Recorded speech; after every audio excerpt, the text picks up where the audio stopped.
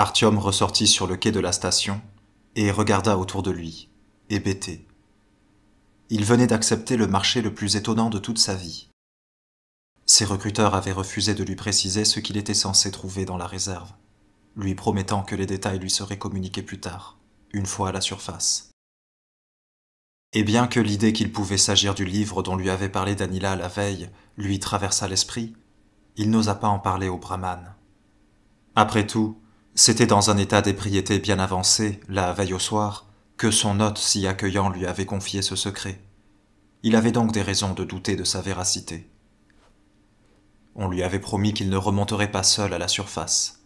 Les brahmanes se préparaient à envoyer un détachement entier. Il devait se composer au moins de 2 stalkers et d'un homme de la caste auquel Artyom avait pour consigne de donner immédiatement ce qu'il aurait trouvé si l'expédition était couronnée de succès. C'était ce même homme qui devait lui montrer quelque chose qui pourrait éloigner la menace pesant sur VDNKH. Maintenant qu'il était sorti de l'obscurité de la chambre, les termes du marché lui semblaient absurdes. Comme dans les vieux contes, il devait aller là-bas, sans savoir où, ramener cela, sans savoir quoi, et en échange, on lui promettait une solution miraculeuse à son problème, sans même lui en préciser la nature. Mais que pouvait-il faire? Revenir les mains vides? Était-ce cela que Hunter attendait de lui? Quand Artyom avait demandé à ses mystérieux interlocuteurs comment il parviendrait à trouver ce qu'il recherchait dans les réserves immenses de la bibliothèque, on lui avait répondu qu'il le comprendrait une fois sur place. Il l'entendrait. Il n'avait pas insisté davantage, craignant que les brahmanes ne perdent leur confiance en ses capacités extraordinaires, auxquelles lui-même ne croyait pas vraiment. Pour finir, on l'avait prévenu que les militaires ne devraient rien apprendre de cette expédition, à défaut de quoi le marché serait caduc. Artyom s'assit sur un banc au milieu de la salle et réfléchit. C'était une occasion inespérée de sortir à la surface, ce qu'il n'avait accompli qu'une seule fois depuis qu'il était descendu dans le métro, et de le faire sans crainte de remontrance ni des conséquences. Remonter là-haut, accompagné de vrais stalkers, et remplir une mission secrète pour la caste des gardiens. Il se rendit compte qu'il ne leur avait pas demandé la raison de leur rejet du terme bibliothécaire. Melnik s'assit lourdement sur le banc juste à côté de lui. Il avait les traits fatigués et tendus. « Pourquoi t'as accepté ça ?» demanda-t-il d'une voix atone, tout en regardant devant lui. « Comment le savez-vous » dit Artyom, étonné. Moins d'un quart d'heure s'était écoulé depuis sa conversation avec les brahmanes. « Je vais devoir t'accompagner » poursuivit Melnik d'une voix ennuyée, sans répondre à la question. « Je réponds de toi devant Hunter désormais, quel qu'ait été son destin. Et il est impossible de briser un accord avec les brahmanes. Nul n'y est parvenu pour l'heure. Et plus important encore, ne va pas en parler aux militaires. » Il se leva, secoua la tête et ajouta. « Si tu savais dans quoi tu t'es fourré. Je vais aller dormir.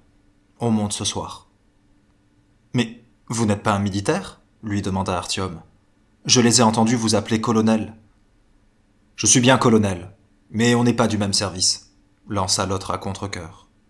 Puis il s'en fut. Artyom consacra le reste de la journée à l'étude de police. Il se promenait au hasard dans l'espace sans frontières des couloirs et des escaliers, s'émerveillant devant les imposantes colonnades, s'étonnant du nombre de résidents que pouvait accueillir cette ville souterraine. Il lut et relut le journal Les Nouvelles du métro, imprimé sur du papier d'emballage, écouta des musiciens itinérants, feuilleta des livres sur les étals, joua avec des chiots que quelqu'un avait exposés pour les vendre, se renseigna sur les derniers ragots et racontars. Durant tout ce temps, il avait l'impression d'être suivi et espionné. À plusieurs reprises, il s'était même retourné brusquement, escomptant croiser un regard qui l'observerait avec intérêt.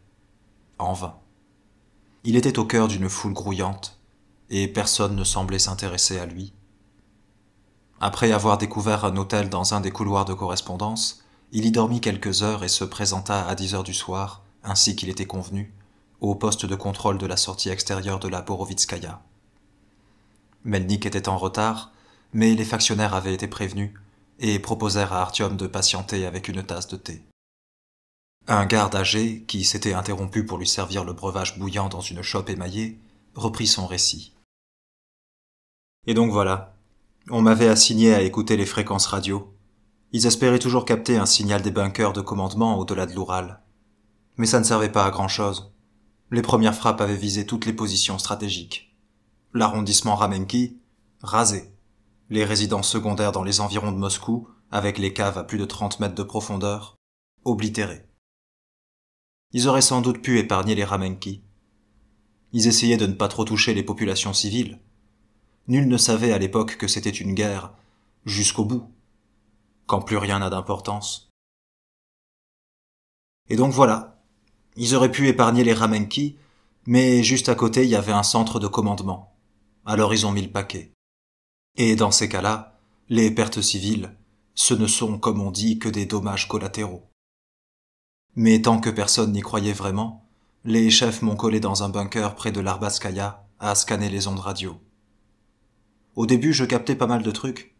La Sibérie ne répondait pas, mais d'autres aussi. Les sous-marins nucléaires d'attaque répondaient aux appels et demandaient les ordres. Frapper ou ne pas frapper. Personne ne voulait croire que Moscou était rayé de la carte. Ça fait drôle d'entendre un capitaine de vaisseau pleurer comme un enfant, en direct, sur les ondes. Et entre deux sanglots, ces officiers de marine aguerris te demandent d'aller voir si, parmi les survivants, il n'y aurait pas leur épouse ou leur fille. Les retrouver dans le métro? La belle affaire. Après, chacun a réagi à sa manière. Il y a eu ceux qui ont décidé de tout envoyer au diable. Puisque les nôtres étaient morts, il n'y avait aucune raison que ceux d'en face survivent. Ils filaient droit vers les côtes ennemies pour décharger tout leur arsenal sur les villes. D'autres, au contraire, décrétaient qu'il ne servait pas à grand-chose de faire encore plus de victimes, puisque ça ne changerait rien en fin de compte. Mais ils étaient bien assez nombreux, ceux qui voulaient venger leur famille. C'étaient les sous-marins qui avaient répondu le plus longtemps. Ils avaient de quoi rester en immersion pendant 6 mois. Oh, bien sûr, les autres en ont envoyé quelques-uns par le fond, mais ils étaient loin du compte. J'en ai entendu des histoires à cette époque, et même aujourd'hui, quand j'y repense, ça me colle la chair de poule. Mais c'est pas de ça que je voulais parler. Une fois, j'ai capté les émissions d'un équipage de chars qui, par miracle, n'avait pas été détruit lors de la frappe initiale.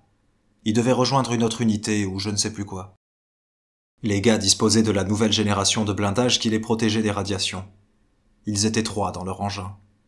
Et ils ont décidé de foncer droit vers l'est depuis Moscou. Ils ont traversé des villages en feu, ramassé quelques filles au passage, et tout ce petit monde poursuivait la route en s'arrêtant pour refaire le plein. Ils sont arrivés dans un trou perdu où il n'y avait rien à bombarder, et sont tombés en rade. Le niveau de radiation était sérieux, mais rien de comparable avec ce qu'on pouvait mesurer aux abords des grandes villes. Ils y ont monté leur campement. Ils ont enterré leurs chars à moitié comme pour se doter d'une place forte, et tout autour ils ont dressé des tentes. J'ai discuté avec eux presque tous les soirs pendant 2 ans. Je connaissais toutes leurs petites histoires. Au début, tout allait bien chez eux. Ils ont fondé des familles, 2 d'entre eux ont eu des enfants, presque normaux. Ils avaient de bonnes réserves de munitions. Ils en ont vu plus que leur compte. Il y avait de telles monstruosités qui sortaient de la forêt que le lieutenant avec qui je discutais ne pouvait même pas les décrire. Et puis, ils ont disparu. Pendant 6 mois, je me suis escrimé à les retrouver sur les ondes. Que dalle. Il a dû leur arriver quelque chose. Soit une panne de batterie ou de radio, soit ils ont fini par manquer de munitions. Tu parlais de Ramenki, intervint un de ses coéquipiers. Tu disais qu'ils avaient rasé le quartier. Et ça m'a rappelé que depuis le temps que je suis là, personne n'a pu me dire ce qui est arrivé au Kremlin. Pourquoi il est toujours debout? Pourquoi ils l'ont épargné? Il doit y avoir des bunkers en pagaille en dessous. Qui t'a dit qu'ils l'ont épargné? Ils l'ont pas ménagé. Simplement, ils ne voulaient pas le détruire, ce témoignage architectural. Et puis, des nouveaux trucs avaient été testés dessus. Voilà où ça nous a menés. Ils auraient mieux fait de l'effacer de la surface du globe. Il cracha par terre et se tut. Artyom s'était tu pour ne pas divertir le garde de ses souvenirs. Il avait rarement l'occasion d'en entendre autant sur la manière dont c'était arrivé. Mais l'homme demeurait silencieux, absorbé dans ses pensées. Et Artyom, poussé par la curiosité, ne put réprimer une question qui le tracassait depuis quelque temps. « Mais Dans d'autres villes, ils ont aussi le métro. Enfin, ils avaient. Du moins, c'est ce que j'ai entendu. Est-ce que c'est possible qu'il n'y ait pas d'autres survivants? Quand vous étiez dans les communications, vous n'avez jamais capté de signaux d'autres survivants? Non, il n'y avait rien. Mais tu as raison. À Saint-Pétersbourg, par exemple, des gens auraient dû se sauver. Ils ont des stations très profondes, certaines plus que chez nous. Et c'était agencé de la même manière. Je me souviens d'y être allé en voyage quand j'étais jeune. Ils ont toute une ligne où on ne pouvait pas accéder aux voies. Il y avait ces portes métalliques énormes qui en bloquaient l'accès. Quand la rame arrivait, les vantaux s'ouvraient en même temps que les portes des voitures. Je me souviens que ça m'avait beaucoup intrigué alors. Je m'étais mis à poser des questions, mais personne n'était capable de m'expliquer clairement le pourquoi de ces portes. Ici, on me dit que c'était pour prévenir les risques d'inondation, là qu'on avait économisé sur les finitions au moment de la construction. Puis j'ai fait la connaissance d'un gars qui avait travaillé sur le chantier du métro, et il m'a raconté que pendant la construction de sa ligne, la moitié de son équipe avait été bouffée par quelque chose, et que dans les autres équipes il y avait des cas similaires. Des camarades, ils ne retrouvaient que des os parfaitement nettoyés, et les outils. Bien sûr, on n'avait rien dit à la population. On s'était juste contenté d'installer ces grosses portes dans toutes les stations de la ligne, façon de mettre un peu de distance entre ça et nous. Et dites-vous que c'était à l'époque. Alors allez savoir ce qui a pu se développer, maintenant que tout a été irradié. La discussion prit fin avec l'arrivée de Melnik. Il était accompagné d'un homme trapu à la mâchoire massive, planté d'une barbe de 3 jours, et aux yeux profondément enfoncés dans les orbites. Tous deux avaient déjà revêtu leur tenue de protection, et portaient de grands sacs dans le dos. Melnik regarda silencieusement Artyom des pieds à la tête, posa un grand sac noir à ses pieds, et lui désigna de la main une tente militaire. Artyom se glissa à l'intérieur et ouvrit le sac pour en extraire une combinaison noire, en tout point semblable à celle que portait Melnik et son coéquipier. Un masque à gaz d'apparence inhabituelle, muni d'une large ouverture pour la vue et de 2 filtres latéraux, des chaussures hautes à lacets, et, le plus important, une Kalachnikov toute neuve avec un système de visée laser et une crosse métallique rabattable. C'était une arme très particulière qu'Artyom n'avait vue qu'entre les mains des troupes d'élite de la Hanse, en particulier sur les draisines motorisées. Tout au fond du sac, il y avait une lampe torche et un casque rond recouvert de tissu. Il n'avait pas fini de se changer que le pan de la tente se souleva, et le brahman Danila s'y glissa à son tour. Il portait le même grand sac à fermeture éclair. Les 2 hommes se fixèrent d'un air perplexe. Artyom fut le premier à comprendre de quoi il retournait. « Tu montes à la surface? Tu nous accompagnes, puisque je ne sais pas quoi chercher ?» demanda-t-il ironiquement. « Et moi je le sais, » grogna Danila. « Mais la manière dont tu comptes t'y prendre pour le trouver m'intéresse beaucoup. »« Moi aussi, » répondit Artyom. « On m'a dit qu'on me l'expliquerait plus tard, alors j'attends. Et moi on m'a dit qu'on envoyait à la surface un clairvoyant qui saurait où aller. »« C'est moi le clairvoyant ?» fit Artyom en pouffant de rire. « Les doyens considèrent que tu as un don et qu'une destinée particulière t'est échue. Dans le testament, il y a une prophétie qui annonce la venue d'un jeune homme guidé par la destinée, qui découvrira les vérités cachées de la grande bibliothèque, qui trouvera ce que notre caste s'échine à découvrir sans succès depuis une décennie. Les anciens sont convaincus que cet homme, c'est toi. »« C'est ce livre dont tu m'as parlé ?» dit Artyom sans détour. Danila garda longtemps le silence, puis il acquiesça d'un mouvement de tête. « Tu dois le sentir. Il n'est pas dissimulé au sens de tous. Si tu es réellement le jeune homme guidé par le destin, tu n'auras même pas à fouiller les réserves. Le livre te trouvera de lui-même. » Il regarda Artyom des pieds à la tête et ajouta d'une voix hésitante. « Et qu'est-ce que tu leur as demandé en échange ?» Artyom n'avait aucune raison de dissimuler cette information à Danila. Mais il était désagréablement surpris que celui-ci ne sût rien du danger qui menaçait VDNK-H alors qu'il devait lui révéler le secret du salut de la station face à la menace des Noirs. En quelques mots, il expliqua au brahman la nature de son accord avec les membres du conseil. Son compagnon l'écouta attentivement et se tenait encore immobile, plongé dans ses réflexions, quand Artyom sortit de la tente. Melnik et le stalker barbu avaient achevé leurs préparatifs et tenaient leurs masques à gaz et leurs casques à la main. La mitrailleuse légère était échue aux coéquipiers et Melnik tenait une kalachnikov semblable à celle d'Artyom, un appareillage de vision nocturne accroché autour du cou. Quand Danila sortit enfin de la tente, Artyom et lui se regardèrent d'un air grave. Puis Danila fit un clin d'œil et ils s'esclaffèrent. Ils avaient tous deux l'allure de stalkers aguerris. « On a de la chance. D'habitude, les stalkers envoient les novices chercher du bois pendant 2 ans, alors que nous, on commence directement par du sérieux, » dit Danila à Artyom dans un souffle. Melnik leur jeta un regard désapprobateur, mais se tut. D'un signe, il leur enjoignit de le suivre. Ils s'approchèrent de l'arche où commençait l'escalier de la correspondance, et après avoir gravi quelques marches, ils s'arrêtèrent devant un mur en bloc de béton, dans lequel se découpait une porte blindée. La garde y était renforcée. Le stalker salua les hommes en faction et donna l'ordre d'ouvrir. Un des soldats quitta sa place, s'approcha de la porte et tira un gros verrou. Le lourd battant d'acier s'effaça sans bruit.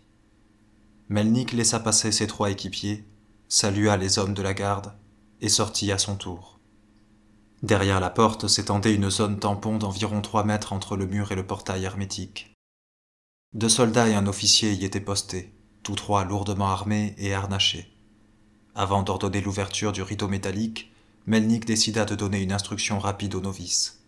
« Bien, on ne bavasse pas en route. Vous êtes déjà montés auparavant ? Pas grave. Donne-moi la carte, dit-il à l'officier. Jusqu'au hall d'entrée, vous marchez dans mes pas, sans faute. On ne regarde pas sur les côtés, on ne parle pas. À la sortie du hall, n'empruntez pas les tourniquets, vous y perdriez les jambes. Toujours derrière moi et pas d'initiative. Ensuite, je sors à l'extérieur. Dekiati, il désigna le stalker barbu, restera derrière pour couvrir le hall. Si tout est calme, dès qu'on est dans la rue, on tourne à gauche. Pour l'instant, tant qu'il fait encore clair, interdiction d'allumer les lampes. Ça évite d'attirer l'attention. On vous a expliqué pour le Kremlin ? Il sera à notre droite, mais on voit une des tours au-dessus des immeubles tout de suite en sortant du métro. On ne regarde jamais le Kremlin, sous aucun prétexte. Celui qui n'obéit pas s'en prendra une de ma part. C'était donc vrai que les stalkers avaient pour règle de ne jamais regarder le Kremlin quoi qu'il advienne, se dit Artyom. Quelque chose se réveilla en lui, des bribes de souvenirs, d'images, se réveilla et se tut. On monte vers la bibliothèque, on arrive aux portes. J'arrive en premier. Si l'escalier est dégagé, Dekiati le tient en ligne de mire et on monte. Puis on le couvre et il monte à son tour. Dans l'escalier, on se tait. Si vous repérez un danger, utilisez le signal d'alerte lumineux. On ne tire qu'en cas d'extrême nécessité. Les coups de feu peuvent les attirer. « Qui ça ?» demanda Artyom. « Comment qui ça ? Qui est-ce que tu t'attends à croiser dans la bibliothèque ? Les bibliothécaires, bien entendu. » Danila devint pâle comme un linge et déglutit. Artyom le regarda, puis reporta son attention sur Melnik et décida que ce n'était pas le moment de faire semblant de tout connaître du monde qui l'entourait. « Et c'est qui, ça ?» Le sourcil de Melnik s'arqua de perplexité. Dekiati posa une main sur ses yeux. Danila gardait la tête baissée. Le stalker fixa longtemps Artyom de son regard interrogateur, puis, se rendant compte que le jeune homme ne plaisantait pas, répondit impassiblement. « Tu verras par toi-même. Mais retiens ceci. Tu peux perturber leur assaut en les regardant dans les yeux, droit dans les yeux, t'as compris ? Et ne les laisse pas te prendre de dos. C'est tout, on y va. » Il passa son masque à gaz, ajusta son casque et montra le pouce au garde. L'officier fit un pas vers les leviers et manœuvra la fermeture hermétique. Le rideau d'acier s'éleva lentement. Le spectacle commençait. Melnik fit signe de la main qu'il pouvait sortir. Artyom poussa une porte transparente et se retrouva dans la rue. Et même si le stalker lui avait ordonné de le suivre pas à pas sans s'attarder, il lui fut impossible d'obéir. Le ciel était très différent de celui qu'il avait vu lorsqu'il n'était qu'un petit garçon. À la place de l'espace infini d'un bleu transparent, de lourds nuages gris pendaient au-dessus de sa tête, et de ce plafond cotonneux commençaient à suinter les premières gouttes d'une pluie automnale. Un vent froid soufflait par rafales. Artyom sentait sa morsure, même à travers les mailles denses de sa combinaison de protection.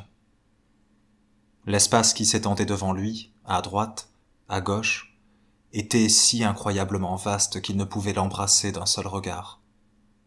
C'était un spectacle hypnotique, et qui faisait naître un profond sentiment inexplicable de mélancolie.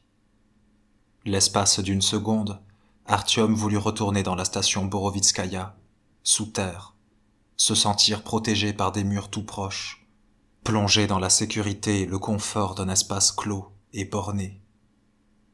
Il ne put maîtriser ce sentiment oppressant qu'en s'obligeant à examiner les bâtiments aux alentours. Le soleil était déjà couché, et la ville sombrait lentement dans l'obscurité. Les squelettes des maisons d'habitation, à moitié détruits et rongés depuis des décennies par des pluies acides, regardaient les passants par les yeux vides de leurs fenêtres brisées. La ville, vision lugubre et magnifique. Sans entendre les appels qui lui étaient destinés, Artyom se tenait immobile, comme ensorcelé, et dévorait la scène des yeux. Il pouvait enfin comparer la réalité avec ses rêves et ses vagues souvenirs d'enfance. À ses côtés, Danila s'était également figé. Sans doute n'était-il jamais monté à la surface, lui non plus. Le dernier à quitter le hall de la station fut Dekiati. Il tapota Artyom sur l'épaule pour attirer son attention et pointa du doigt à droite, où, au loin, se découpait la silhouette d'une cathédrale coiffée d'une coupole. « Regarde la croix !» marmonna le stalker à travers les filtres de son masque à gaz. Au début, Artyom ne remarqua rien de particulier et ne vit même pas la croix dont il était question. Ce fut seulement quand de la branche transversale s'arracha, avec un long cri à vous glacer le sang, une ombre ailée gigantesque, qu'il comprit ce dont parlait Dekiati. La créature s'éleva rapidement dans les airs avant d'entamer une lente descente en spirale, à la recherche d'une proie. « Ils ont leur nid là-haut », expliqua Dekiati avec un geste vague de la main, « directement sur la cathédrale du Christ Sauveur. » Se pressant contre le mur, ils se mirent en marche vers l'entrée de la bibliothèque. Melnik conduisait leur groupe, toujours en avance de quelques pas, et Dekiati marchait à reculons, en couvrant leurs arrières. Ce fut parce que l'attention des deux stalkers était occupée ailleurs qu'Artyom eut le temps de jeter un regard furtif sur le Kremlin, avant même d'arriver au pied de la statue du vieillard assis dans son fauteuil. Artyom n'avait pas prévu de le faire, mais quand il vit le monument commémoratif, il ressentit comme un choc, et quelque chose prit forme dans sa tête. À la surface de sa conscience remonta un fragment du rêve de la veille. Mais il doutait que ce n'était qu'un rêve, tant la façade de la bibliothèque telle qu'elle apparaissait à cet instant devant lui ressemblait à celle aperçue plus tôt. Cela signifiait-il que le Kremlin avait la même apparence que dans ses visions? Nul ne faisait attention à Artyom. Même Danila n'était pas à ses côtés. Il traînait à l'arrière avec Dekiati.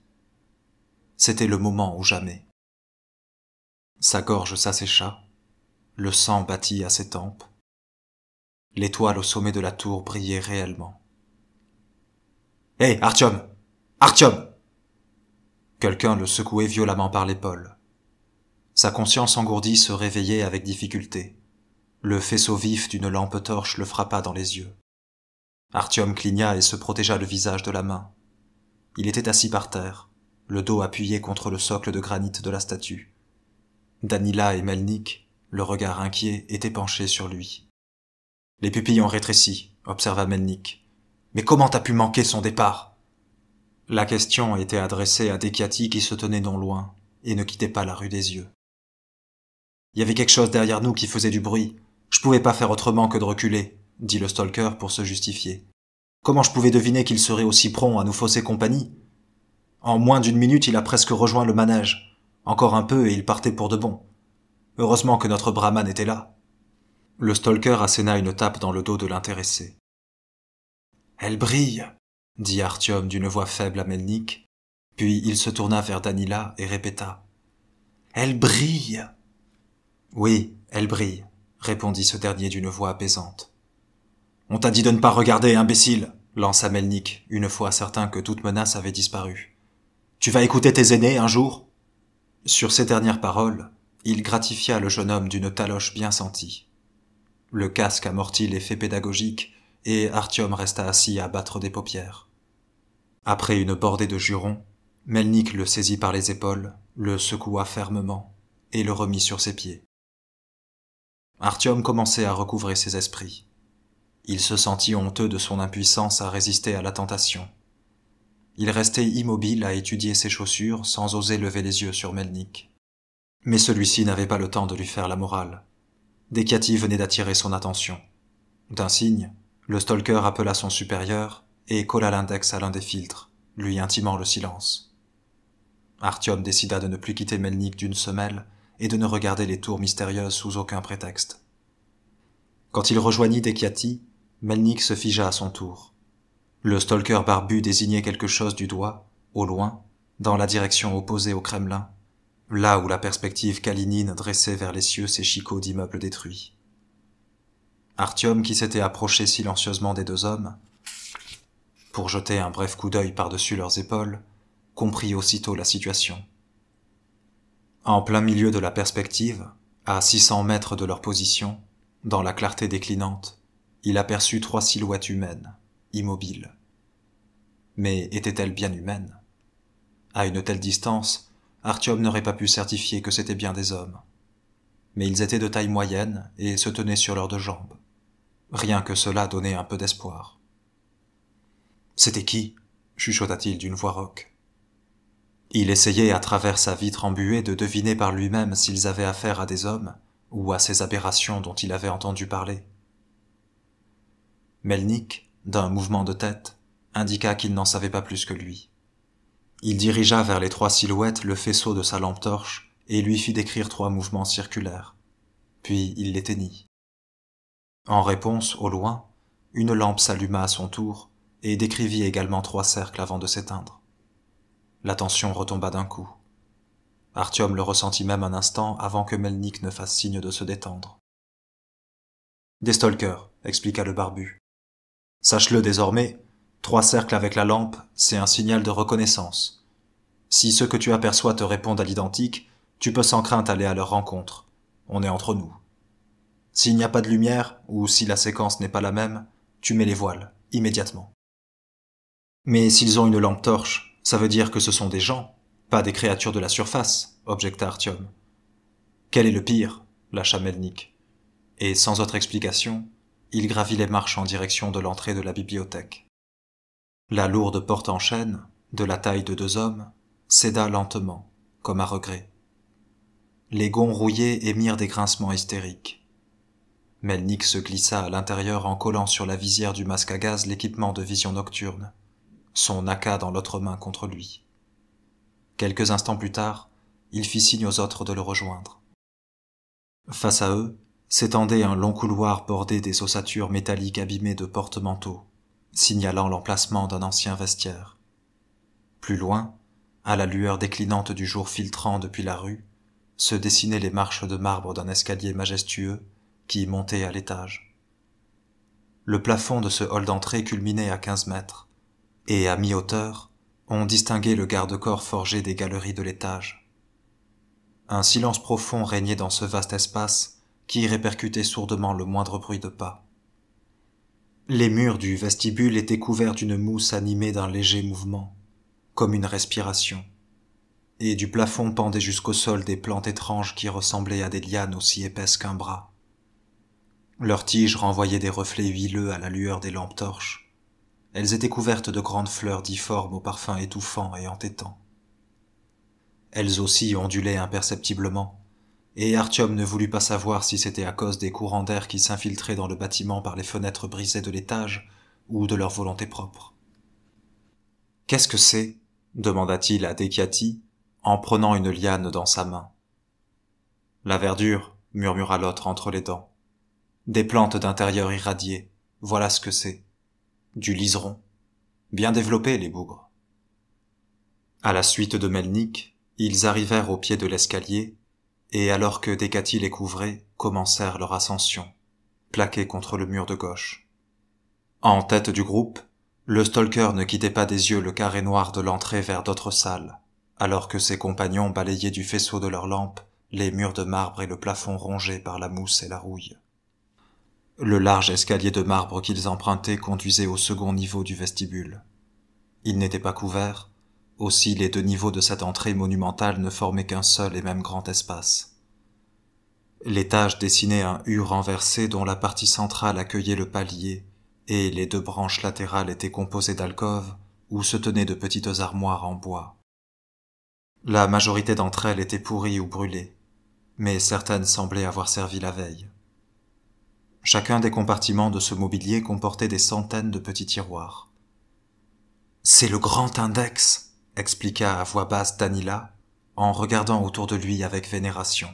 « Ces petits tiroirs peuvent servir à la divination. Les initiés savent comment procéder. Après le rituel, il faut choisir une armoire à l'aveuglette, puis ouvrir intuitivement un tiroir pour en extraire une petite fiche.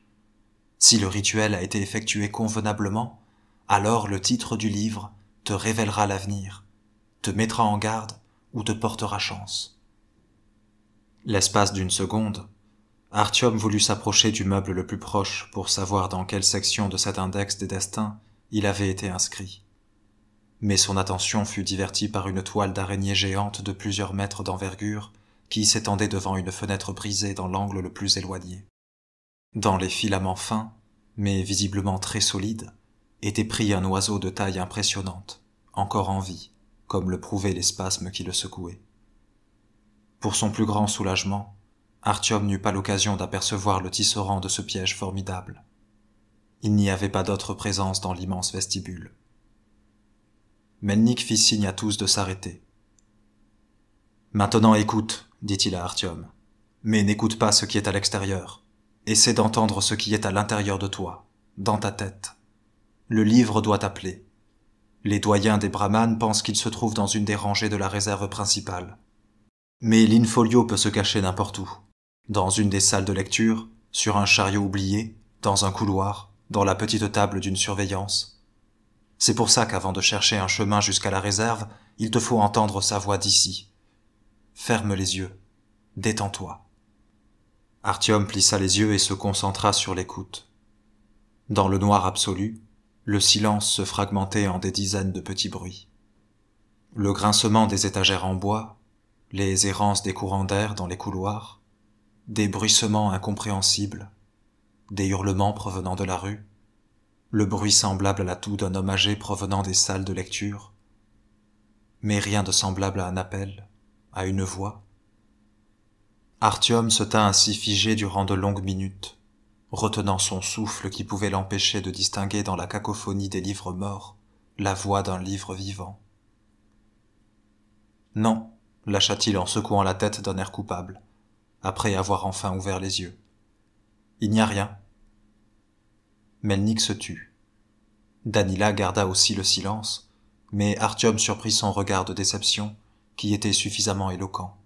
« Peut-être qu'il n'est réellement pas ici. Allons donc à la réserve. Enfin, essayons, » dit le stalker au bout d'une minute de réflexion. Et il fit signe de le suivre. Il franchit l'ouverture que formait à l'origine une porte à double vantaux, dont un seul, recouvert de mots incompréhensibles et partiellement brûlés, tenait encore sur ses gonds. Derrière s'ouvrait une petite chambre ronde de 6 mètres sous plafond et disposant de 4 issues. Dekiati entra sur les pas de Melnik, et Danila, profitant d'être hors de leur champ de vision, fit un pas vers l'armoire la plus proche, tira un des tiroirs et sortit une petite fiche. Il la parcourut des yeux, puis son visage se déforma en un masque de perplexité, et il rangea le petit papier dans une poche frontale. Se rendant compte qu'Artyom avait assisté à toute la scène, il mit son index sur ses lèvres d'un air complice et se hâta à la suite des stalkers. Les murs de la chambre ronde étaient également recouverts de dessins et d'annotations, et contre un mur était adossé un divan défoncé en cuir. Dans un des 4 passages gisait renversé un présentoir à livres, et plusieurs fascicules étaient répandus au sol. « Ne touchez à rien !» les avertit Melnik. Dekiati s'assit sur le divan, faisant grincer les ressorts. Danila suivit son exemple. Artyom, comme envoûté, ne quittait pas les livres éparpillés sur le sol. « Nul ne les touche, » marmonnait-il. « Chez nous, à la station, on est obligé d'entourer toutes nos étagères de bibliothèques de morts aux rats, sinon ils boufferaient tout. Est-ce que ça veut dire qu'il n'y en a aucun ici? Demanda-t-il, se rappelant à nouveau les paroles de Bourbon. C'est l'absence des rats qui doit inquiéter. Quels rats? Mais de quoi tu parles? Lui lança Melnik, mécontent. D'où tu veux qu'il y ait des rats ici? Voilà un siècle qu'ils les ont tous bouffés. Qui ça? Demanda Artyom déboussolé. Comment qui ça? Les bibliothécaires, bien sûr. Bon, alors ce sont des hommes ou des animaux? Pas des animaux, pour sûr, dit le stalker en secouant la tête d'un air pensif avant de se taire.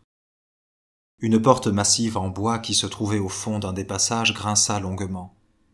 Les deux stalkers se projetèrent aussitôt dans des directions opposées pour trouver refuge derrière des demi-colonnes de part et d'autre de l'arche. Danila se laissa glisser par terre et roula sur le côté. Artyom suivit son exemple. Là-bas, plus loin, c'est la salle principale de lecture, souffla le brahman. Ils y apparaissent parfois. Mais vous allez la boucler tous les deux, cracha Melnik avec hargne. Quoi? Tu ne sais pas que les bibliothécaires ne supportent pas le bruit, que c'est comme agiter un torchon rouge devant les yeux d'un taureau? Il laissa échapper un juron et désigna à Dekiati les portes de la salle de lecture. L'autre acquiesça. En rasant les murs, ils commencèrent une lente progression vers les vantaux de bois. Artyom et Danila ne se laissaient pas distancer d'un pas. Melnik fut le premier à entrer. Il s'adossa à l'une des portes, pointa son arme vers le plafond, inspira profondément, expira, et, en un mouvement brusque, repoussa le ventail de l'épaule tout en braquant son arme dans les ténèbres de la salle principale. Une seconde plus tard, ils étaient tous à l'intérieur. La salle leur apparut comme de dimensions inimaginables, le plafond culminant à une vingtaine de mètres de hauteur. Ainsi que dans le vestibule, des lianes grasses fleuries pendaient, et les murs étaient recouverts d'un enchevêtrement du même liseron. Ceux-ci étaient percés de 6 gigantesques fenêtres, dont certaines avaient conservé une partie de leur vitrage. Cependant, l'éclairage était chiche, tant la lumière avait du mal à traverser les entrelacs serrés des tiges aux reflets huileux. À gauche comme à droite, 2 grandes rangées de tables pour les lecteurs devaient être disposées jadis. Une grande part de ce mobilier avait été volée, brûlée ou cassée. Mais une dizaine de tables étaient encore intactes, celles disposées non loin du mur orné d'un bas-relief, fendu en plusieurs endroits, qui leur faisait face. Au milieu de ce mur était disposée une sculpture difficilement discernable dans la pénombre. Un peu partout étaient accrochées des pancartes en plastique avec l'inscription « Respectez le silence ». Le silence était très différent de celui du vestibule, si dense qu'il en devenait presque palpable. Il occupait le moindre volume de cette salle titanesque, et on craignait de le briser. Les explorateurs restèrent immobiles, à balayer frénétiquement de leurs lampes torches l'espace dégagé devant eux, jusqu'à ce que Melnik conclût. Sans doute le vent. Mais à cet instant précis, Artyom remarqua une ombre grise qui passa furtivement entre 2 tables brisées et disparut dans la zone sombre entre 2 rangées d'étagères de livres. Melnik l'aperçut également. Il colla à ses yeux l'appareillage de vision nocturne et, ramenant sa kalachnikov devant lui, se dirigea lentement vers le passage suspect. Dekiati lui emboîta le pas. Artyom et Danila, malgré l'interdiction qui leur avait été faite de bouger, cédèrent à la peur et suivirent les stalkers. Le jeune homme ne put s'empêcher d'embrasser d'un dernier regard extasié cette salle qui avait conservé les marques de sa grandeur passée. Ce fut ce dernier regard qui sauva la vie à tout le groupe. Tout autour de la salle de lecture, à plusieurs mètres au-dessus du sol, couraient d'étroites galeries aux rambardes de bois.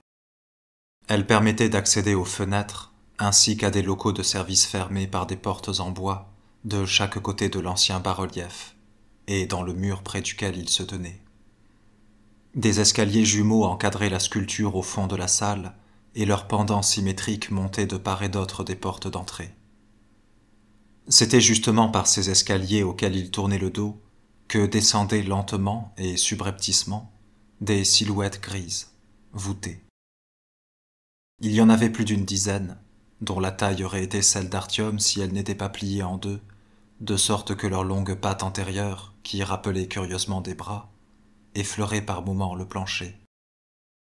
Les créatures se mouvaient sur leurs pattes postérieures, la démarche disloquée, étonnamment agile et silencieuse. De loin, elles avaient un air de ressemblance avec des gorilles d'un manuel de biologie que son père adoptif avait fait étudier à Artyom quand il était enfant. Ces observations ne durèrent qu'une seconde. Dès que le faisceau de sa lampe frappa une des silhouettes courbées, découpant son ombre noire contre le mur derrière elle, tout autour s'éleva une clameur infernale, et les créatures, ne cherchant plus à dissimuler leur approche, dévalèrent les escaliers. « Les bibliothécaires !» cria Danila à plein poumon. « À terre !» ordonna Melnik. Artyom et le brahman plongèrent. Ils hésitaient toujours à tirer, se rappelant la mise en garde du stalker. Tous les bruits attiraient et irritaient les bibliothécaires. Ce fut Melnik qui dissipa leurs doutes en ouvrant le feu alors qu'il atterrissait à leur côté. Plusieurs de ces êtres s'effondrèrent en hurlant. Les autres refluèrent vers les ombres, mais seulement pour se faufiler plus discrètement vers leur proie. Quelques battements de cœur avaient suffi pour que l'un d'eux apparaisse à quelques pas, et d'un bond se jette à la gorge de Dekiati. Celui-ci eut à peine le temps de se débarrasser de l'adversaire d'une courte rafale avant de basculer, déséquilibré. « Filez d'ici! Retournez dans la chambre ronde et frayez-vous un chemin jusqu'à la réserve. Le brahman doit savoir comment y aller, on le renseigne. Dekiati et moi, on reste pour vous couvrir et on essaye de s'en sortir, ordonna Melnik. Sans plus lui accorder d'attention, il rampa vers son collègue. Artyom fit un signe à Danila, et tous les deux, courbés au plus près du sol, se précipitèrent vers la sortie. Un bibliothécaire bondit des ombres pour leur couper la route, mais il fut aussitôt balayé par un ouragan de plomb. Les stalkers ne quittaient pas leur protégé des yeux. Une fois à la salle principale de lecture et ses occupants derrière eux, Danila se hâta de rebrousser chemin vers le vestibule. Artyom crut un instant que son camarade était tellement effrayé par les bibliothécaires qu'il envisageait la fuite. Mais Danila ne courait pas vers l'escalier qui conduisait à la sortie. Il le contourna, dépassa les armoires du grand index et se dirigea vers l'extrémité opposée du vestibule, où le hall rétrécissait pour se terminer par 3 portes à double battant, une leur faisant face et 2 sur les murs latéraux. La première ouvrait sur un escalier où régnaient des ténèbres épaisses. Le brahman s'arrêta enfin et reprit son souffle. Artyom le rejoignit quelques secondes plus tard. Il ne s'était pas attendu à tant de vivacité de la part de son compagnon. Tous deux se figèrent, tous les sens en alerte. De la salle principale leur parvenaient des échos de tirs et de cris. Le combat se poursuivait. Il était impossible de prévoir qui prendrait le dessus, et ils ne pouvaient pas se permettre de perdre un temps précieux à en attendre l'issue. « Pourquoi on revient sur nos pas? Pourquoi on a emprunté un autre chemin ?» demanda Artyom en reprenant son souffle. « Je ne sais pas où ils comptaient nous conduire, » répondit Danila dans un haussement d'épaules. « Ils ont peut-être un autre itinéraire. Nos doyens ne nous en enseignent qu'un seul, celui qui part de ce côté du vestibule et qui mène droit à la réserve. Ensuite, on prend un couloir et à nouveau un escalier. On traverse le stock de fiches d'index de rechange et on arrive à la réserve. » Le brahman pointa son arme dans les ténèbres et s'engagea sur le palier. Artyom lui emboîta le pas en éclairant le chemin de sa lampe torche. Au milieu de l'escalier, il y avait un puits d'ascenseur qui montait sur 3 étages et descendait à une profondeur équivalente. La cage était autrefois vitrée, car par endroits, de sa carcasse de fonte, dépassaient des morceaux de verre aigu que recouvrait une couche épaisse de poussière. Les marches pourrissantes de l'escalier qui contournait ce puits carré étaient couvertes d'éclats de verre, de douilles et de petits tas d'excréments séchés. Il n'y avait pas de rampe, et Artyom dut monter en rasant le mur, prenant garde où il mettait les pieds pour ne pas glisser et basculer dans le vide. À l'étage supérieur, ils entrèrent dans une petite chambre carrée d'où partaient également 3 passages. Artyom se rendit compte que, sans guide, il éprouverait beaucoup de difficultés à sortir de ce labyrinthe. La porte de gauche s'ouvrait sur un couloir large et obscur, dont le faisceau de la lampe torche n'atteignait pas le bout.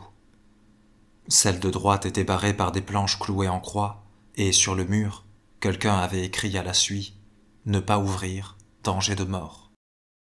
Danila entraîna Artyom à sa suite dans le passage du milieu, qui obliquait légèrement et conduisait à un autre corridor, plus étroit et bordé de portes. Cette fois, le brahman n'avançait pas avec autant d'assurance, s'arrêtant de temps en temps pour tendre l'oreille. Le sol dans ce couloir était parqueté, et sur les murs peints en jaune, comme partout ailleurs dans la bibliothèque, pendaient les sinistres pancartes « Respectez le silence ».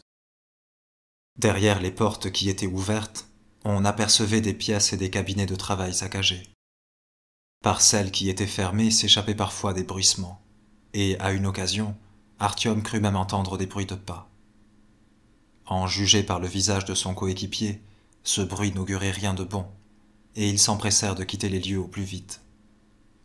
Enfin, ainsi que l'avait prédit Danila, ils arrivèrent devant une porte qui donnait sur une nouvelle cage d'escalier. En comparaison avec les ténèbres qui régnaient dans les salles, cet escalier était plutôt lumineux. Chaque volet de marche longeait une fenêtre, et on apercevait, 5 étages plus bas, la cour, des locaux annexes et des carcasses carbonisées d'installations techniques. Artyom n'eut cependant pas le loisir d'observer la cour davantage. 2 silhouettes grises doublèrent l'angle du bâtiment où il se trouvait. Elles traversèrent la cour lentement, comme à la recherche de quelque chose.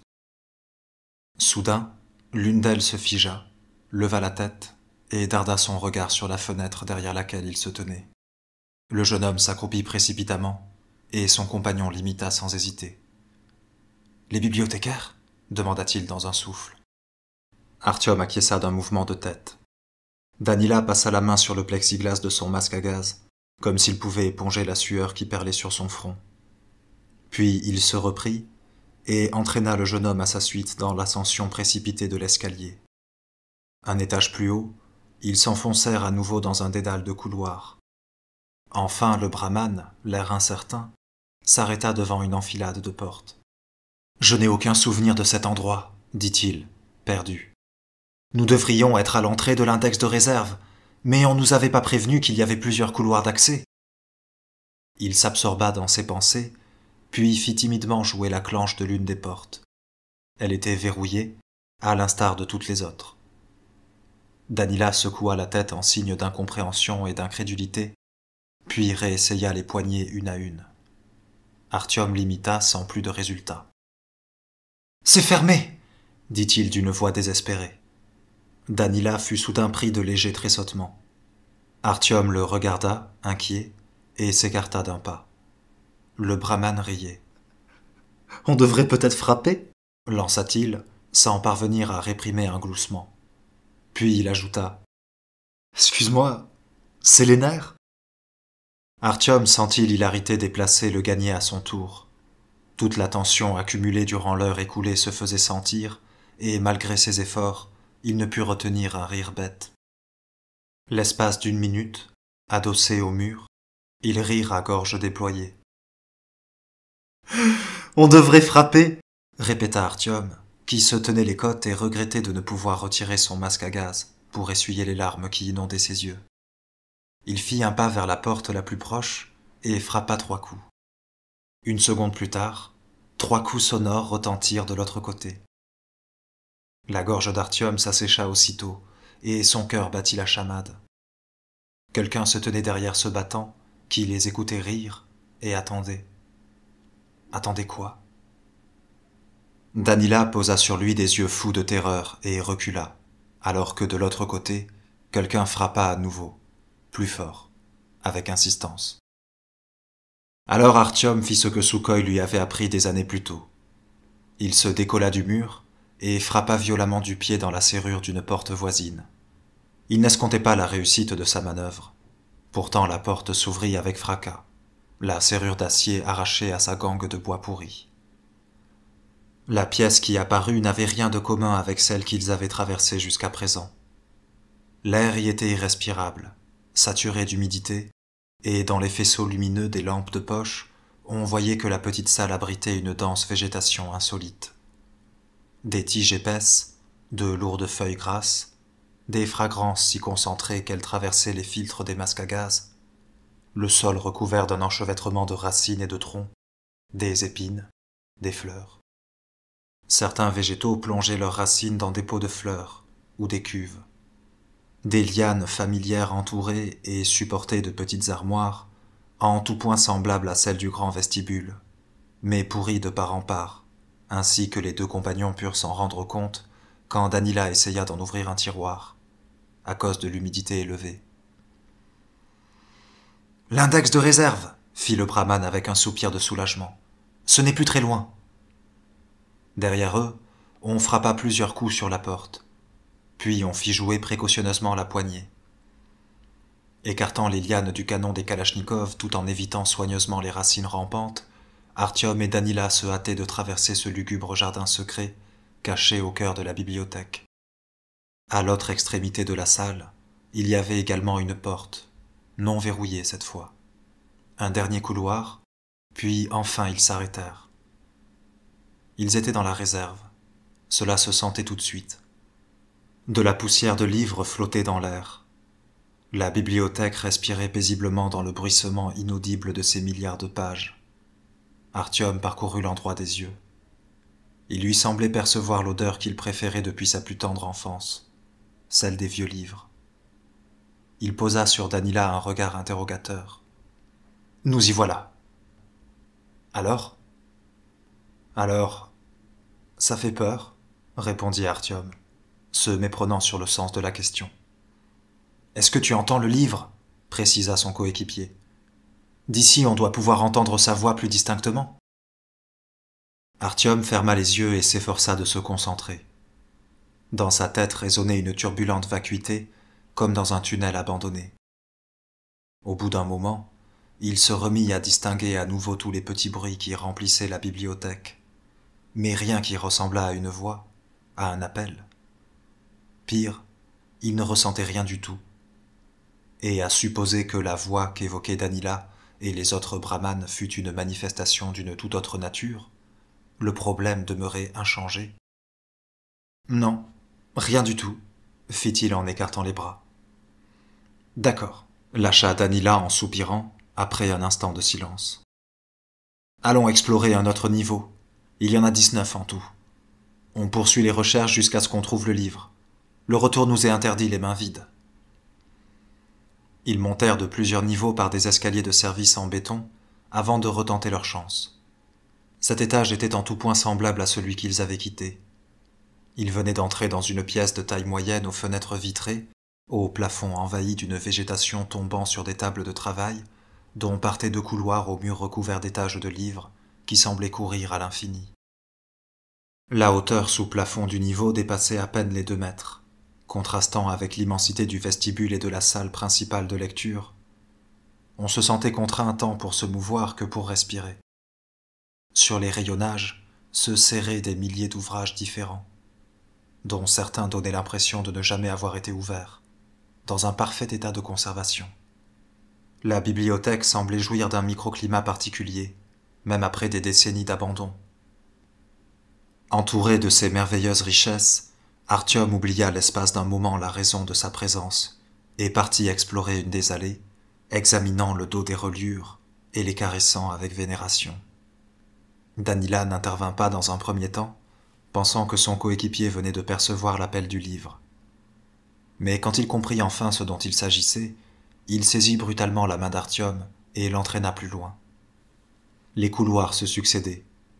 Des centaines de rayonnages supportant des milliers de livres étaient arrachés aux ténèbres pour quelques fractions de secondes par la tache jaune de lumière projetée par leurs lampes. Puis vint le niveau suivant, puis encore un autre. Mais leur effort demeurait vain. Artyom ne percevait rien qui pût être assimilé à une voix, à un appel, rien d'anormal. Il se souvint que si les brahmanes du conseil de police avaient vu en lui un élu, un être au destin singulier, porteur d'un don rare, les militaires eux aussi avaient une explication pour ces visions, des gaz hallucinogènes. Quand ils arrivèrent au dernier étage, il perçut quelque chose à quoi il ne s'attendait pas, une sensation dont il se serait volontiers passé.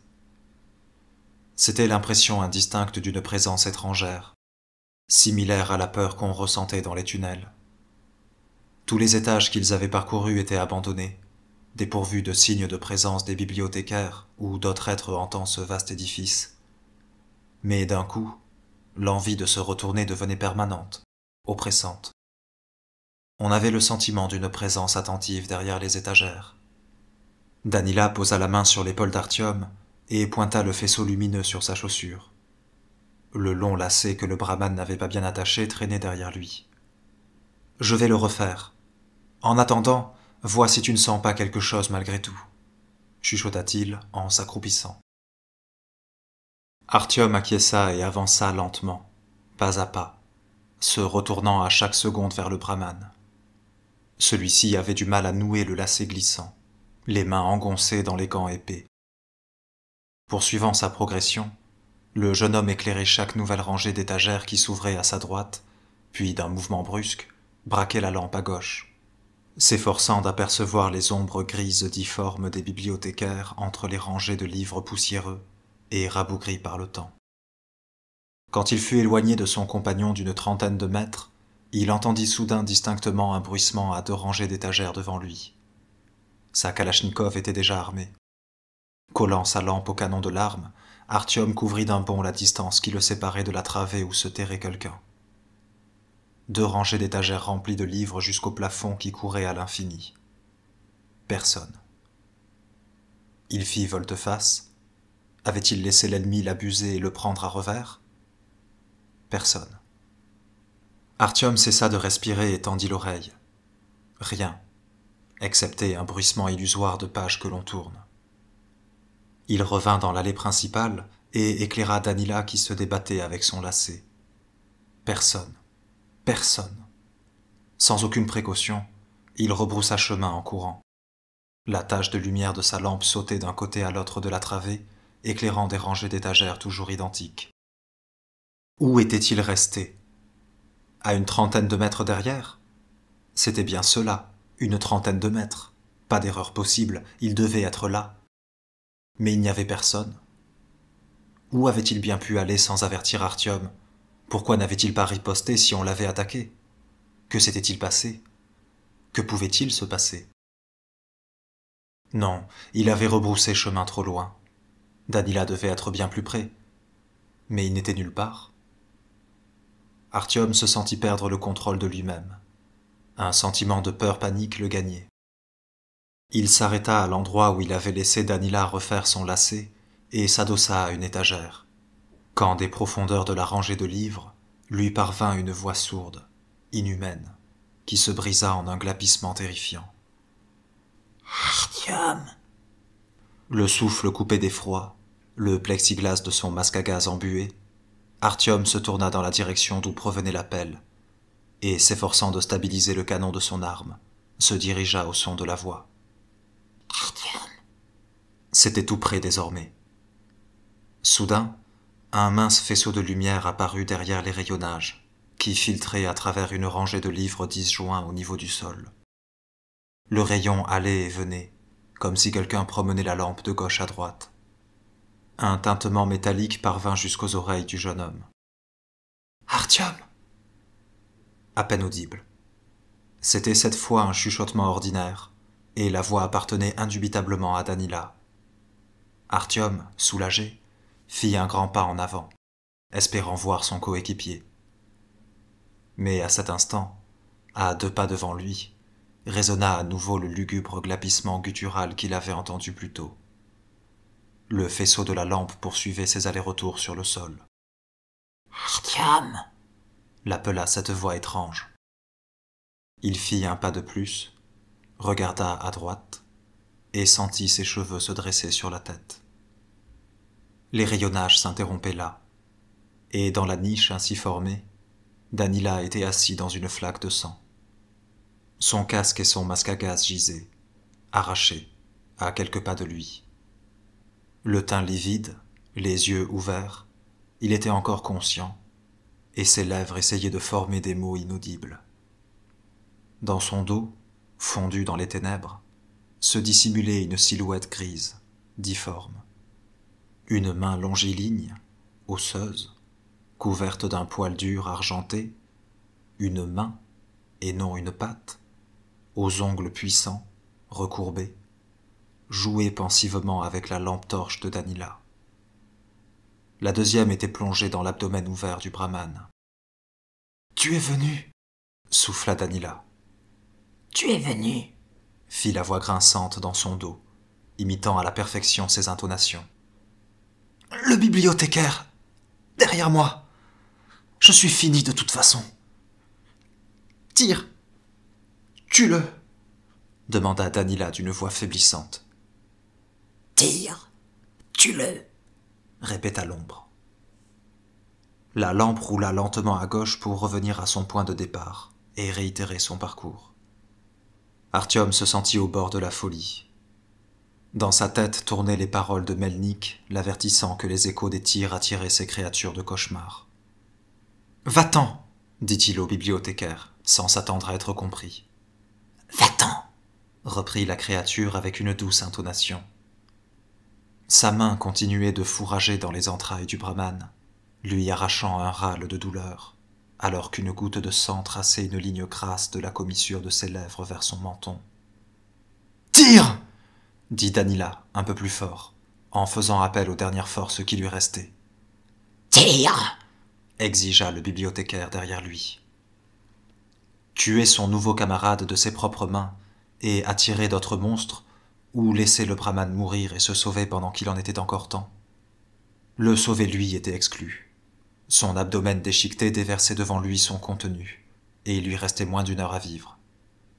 Une oreille pointue apparut derrière la tête renversée de Danila, suivie par un œil vert démesuré, scintillant dans la lumière de la lampe torche.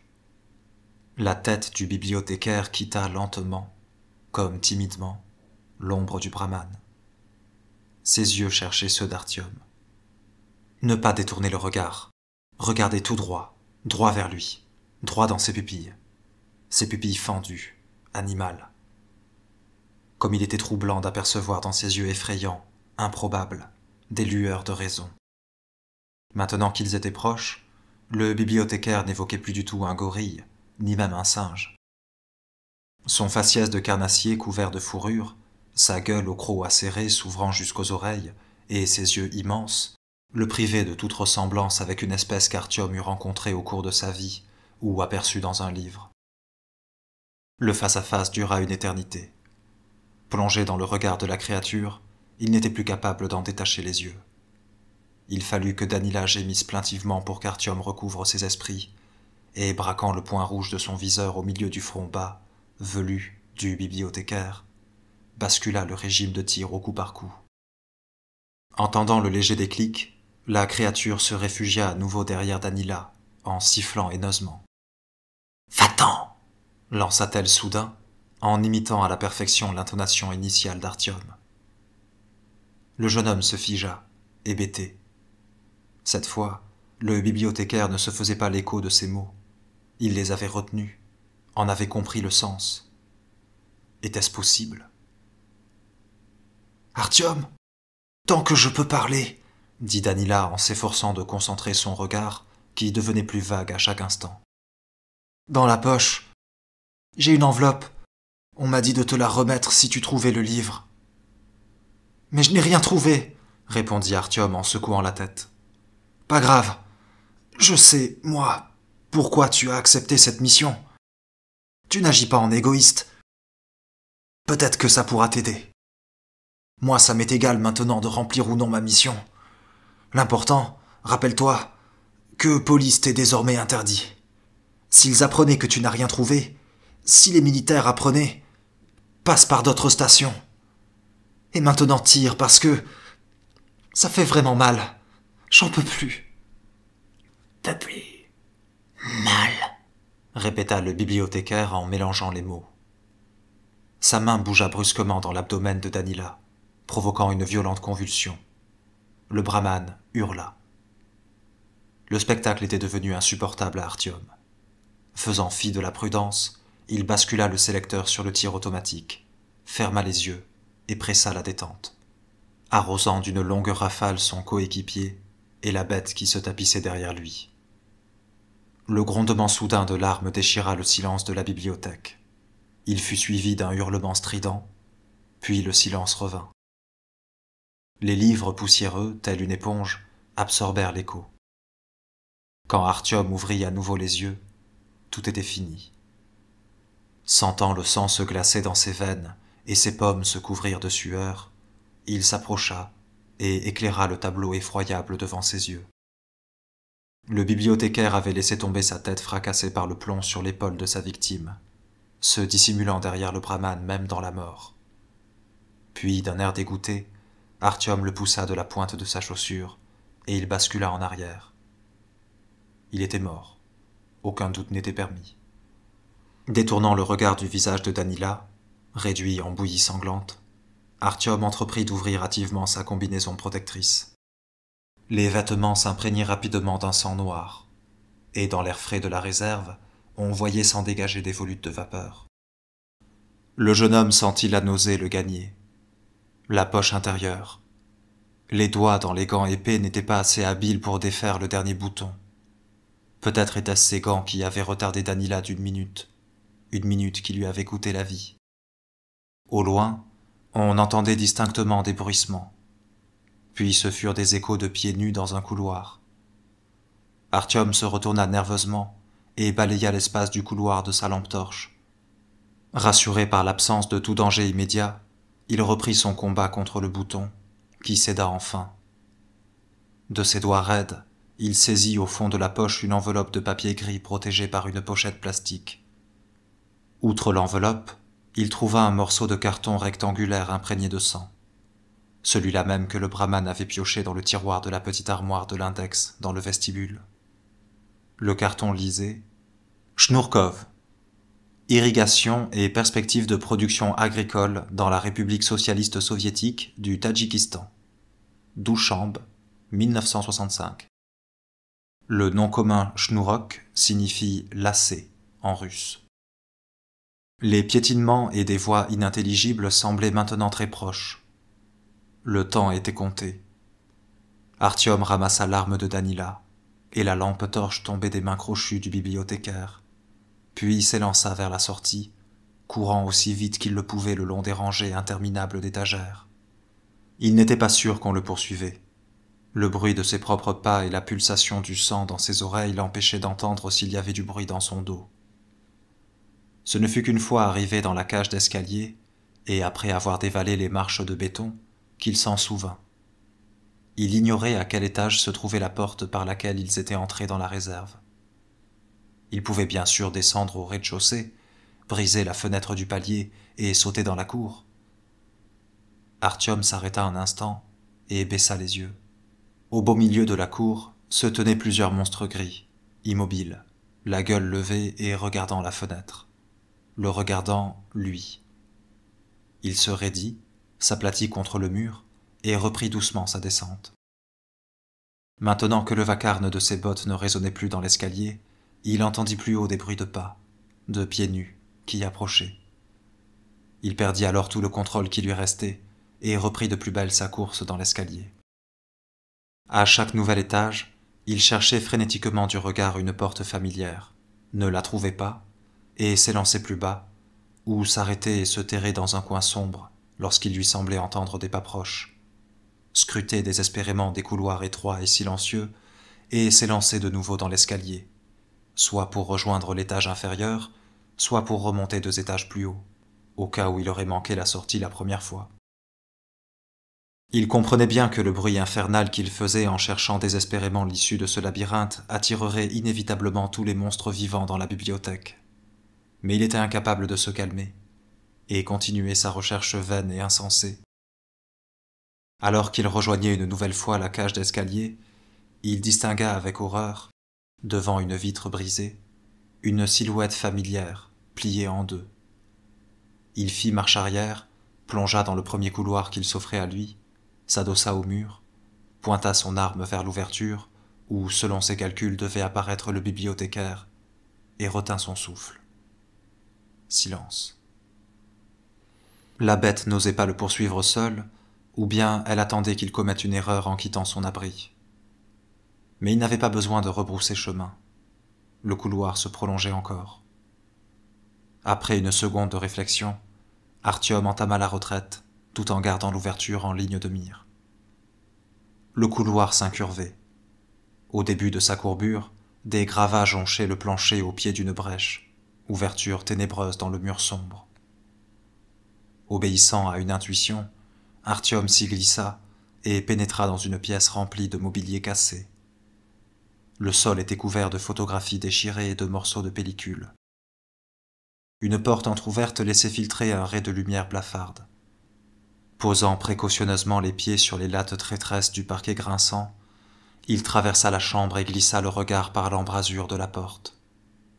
Il était impossible de ne pas reconnaître la salle qui s'étendait devant ses yeux, même s'il l'observait à présent sous un tout autre angle. La sculpture impressionnante de l'homme qui lisait, l'incroyable hauteur sous plafond et les imposantes fenêtres, la grande porte en bois à double battant et les rangées de tables de lecture, désormais en désordre, tout prouvait que la salle principale de lecture s'étendait devant lui. Artyom se tenait sur la coursive qui ceinturait la salle, la surplombant de 4 mètres. C'était de cette même coursive qu'avaient donné l'assaut les bibliothécaires. Le jeune homme ne comprenait pas comment il était arrivé là depuis la réserve, d'autant moins du côté opposé à la porte d'entrée, compte tenu du trajet qu'il avait parcouru avec Danila pour s'y rendre. Mais il n'avait guère le temps de résoudre cette énigme. Les bibliothécaires pouvaient être sur ses talons. Il descendit en courant un des escaliers symétriques conduisant au pied de la statue et s'élança vers la sortie. Non loin de l'arche en bois sculpté des portes à double battant, gisaient plusieurs cadavres recroquevillés de bibliothécaires, et en contournant la zone du combat, le jeune homme glissa sur une flaque de sang coagulé, manquant perdre l'équilibre. Le lourd ventail pivota lentement, et un puissant rayon de lumière blanche le frappa dans les yeux. Se rappelant les conseils de Melnik, il s'empressa de saisir sa propre lampe dans la main droite et lui faire décrire 3 cercles successifs, signe qu'il venait sans intention belliqueuse. Le faisceau aveuglant se détourna aussitôt. Le jeune homme passa son arme derrière le dos, fit un pas, et entra dans la pièce ronde au divan, sans savoir encore qui il allait y rencontrer. Une mitrailleuse légère reposait sur son trépied par terre, tandis que Melnik était penché au-dessus de son coéquipier. Dekiati, les yeux clos, était à demi couché sur le divan, et râlait, le souffle court. Sa jambe droite formait un angle singulier, et en l'observant de plus près, Artyom se rendit compte qu'elle était fracturée au genou, et pliée, vers l'avant. Il ne pouvait pas se représenter la force d'un adversaire capable d'infliger de telles blessures. « Où est ton camarade ?» lança Melnik, s'écartant l'espace d'une seconde de Dekiati. « Les bibliothécaires, dans la réserve, » répondit Artyom. Il n'avait aucune envie d'expliquer qu'il avait dû tuer le brahmane de ses mains, même s'il s'agissait d'un geste miséricordieux. « T'as trouvé le livre » demanda le stalker. « Non, » fit Artyom, en appuyant sa réponse d'un signe de tête.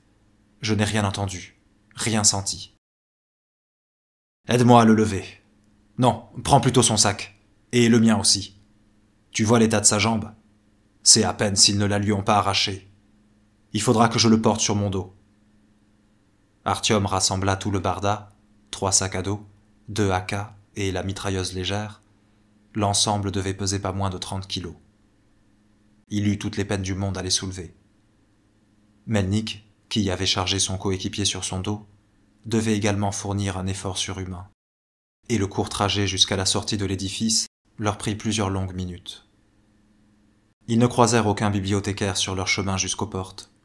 Mais quand Artyom ouvrit un ventail pour laisser passer le stalker qui respirait avec difficulté, des tréfonds obscurs du bâtiment s'éleva un hurlement aigu, chargé de haine et de tristesse. Le jeune homme sentit la chair de poule le couvrir, et se hâta de refermer derrière lui. Leur objectif était désormais de rejoindre le métro au plus vite. « Baisse les yeux », ordonna Melnik quand ils furent dehors. « L'étoile va entrer dans ton champ de vision. Ne songe même pas à regarder par-dessus les toits. » Déplaçant péniblement ses jambes qui s'emplissaient de plomb, Artyom riva docilement ses yeux au sol. Son seul désir était de parcourir au plus vite les 200 mètres qui séparaient la bibliothèque de la bouche du métro. Mais le stalker lui interdit l'accès à la station. « Police, t'es fermé désormais. Tu n'as pas trouvé le livre, et tu as perdu ton guide. » Il avait précautionneusement posé son compagnon blessé et soufflé péniblement. « Je doute que les brahmanes apprécient. Plus important encore, cela montre que tu n'es pas l'élu et qu'ils ont confié leur secret au premier venu. Si tu retournes à police, tu disparaîtras sans laisser de traces.